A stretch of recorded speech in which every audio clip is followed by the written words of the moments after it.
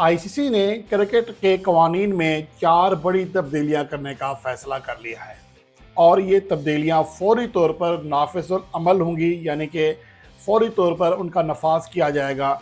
और जो ये 4 तब्दीलियां की जा रही हैं उनमें जो सबसे बड़ी तब्दीली है वो नई बॉल के लिहाज से है। उसके अलावा जो दूसरी बड़ी तब्दीली है वो कनेक्शन रूल्स के तहत है, जिसमें किसी खिलाड़ी को सर पर चोट लग जाती है, जो मुतबादल खिलाड़ी है, अब उसका रूल चेंज किया जा रहा है।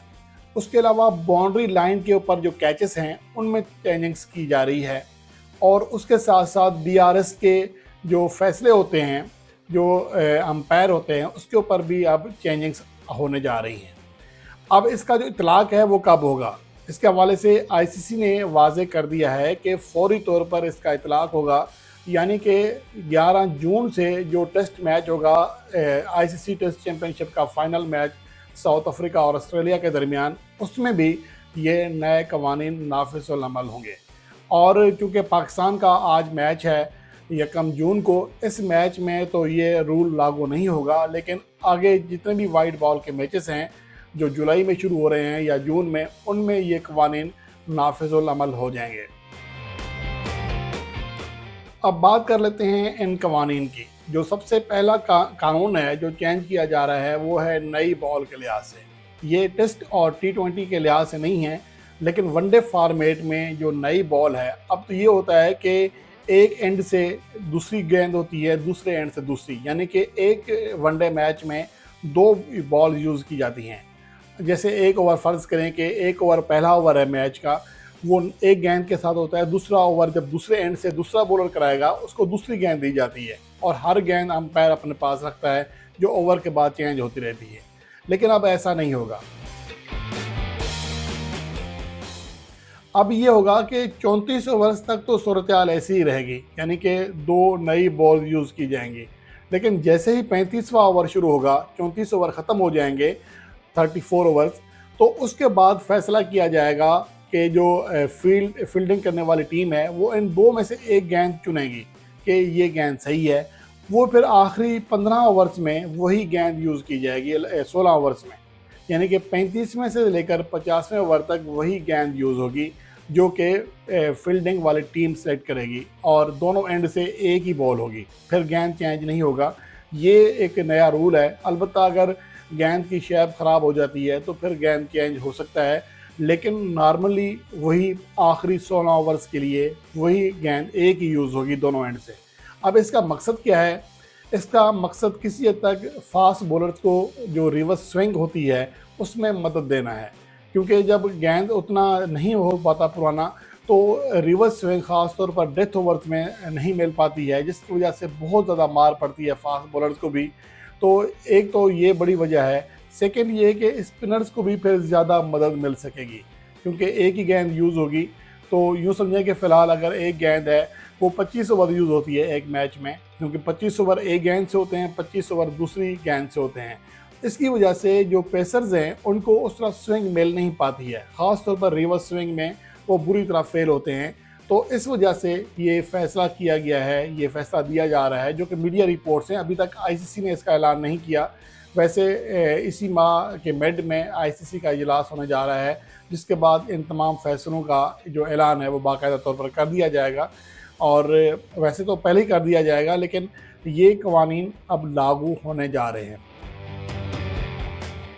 इसके बाद जो दूसरा रूल है वो है कंकशन का, कंकशन सब्स्टिट्यूट, जिसमें खिलाड़ी के मुतबादल का फ़ैसला किया जाता है जब किसी खिलाड़ी को गेंद सर पर लगती है। कंकशन रूल ऐसा है जिसकी वजह से आपको अपने स्क्वाड में मौजूदा वक्त में इजाफी विकेट कीपर भी रखना पड़ता है। आपने देखा होगा कि कभी फ़िलहाल हमारे सिलेक्टर अमूमन कहते हैं कि कनेक्शन रूल आने की वजह से हमें एक इजाफी विकेट कीपर टीम के अंदर रखना पड़ता है।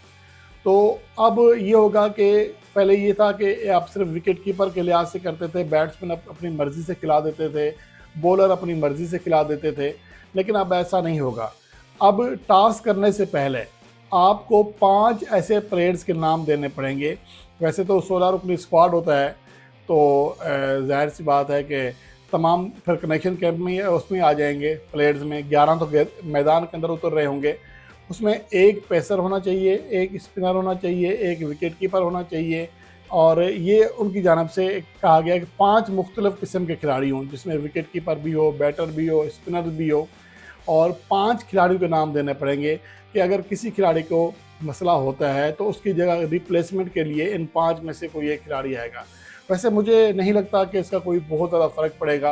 अब मुझे नहीं समझ आता कि आईसीसी के जो अरस्तू हैं, उन लोगों ने आखिर क्या सोच कर ये किया है, क्योंकि अमूमन 15 से 16 रुकनी स्क्वाड्स का ऐलान होता है, 11 खिलाड़ी ऑलरेडी मैदान में होंगे।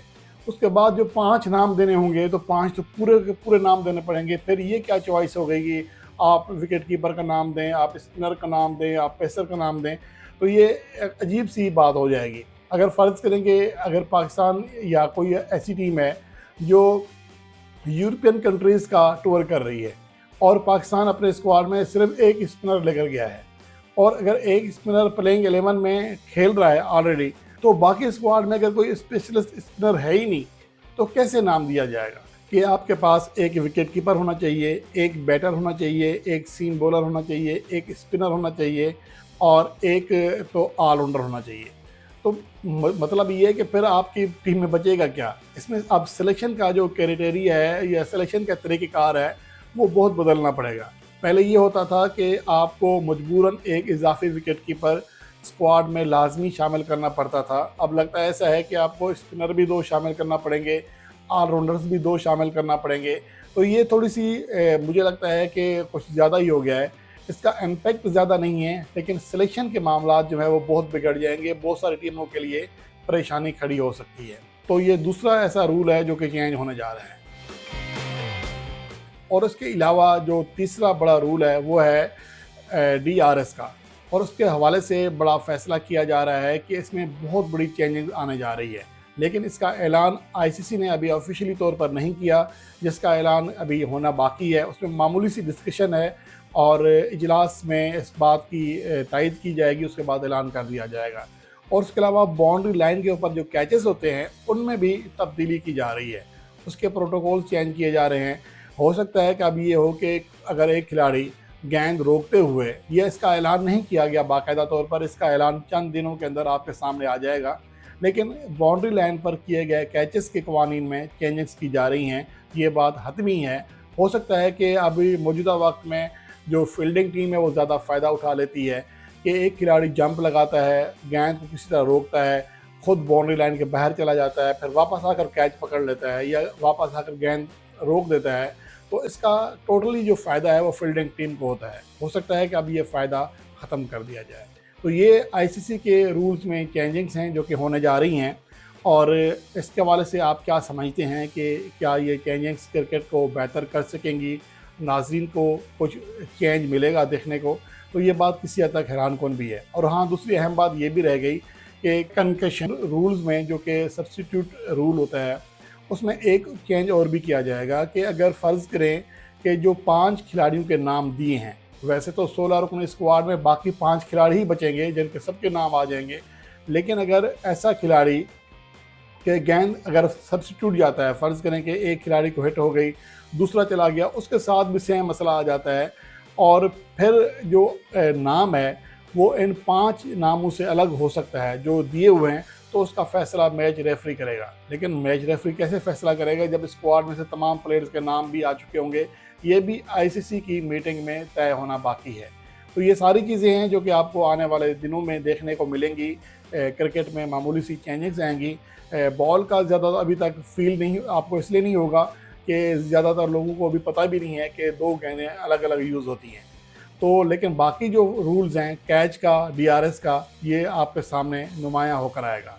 और अलबत्ता जो कनेक्शन रूल है इसके हवाले से भी अब किसी हद तक सेलेक्टर्स के लिए परेशानी खड़ी होने जा रही है। तो ये तमाम चीज़ें हैं जो अपडेट आई हैं और इसका ऐलान जल्द ही आपके सामने आ जाएगा।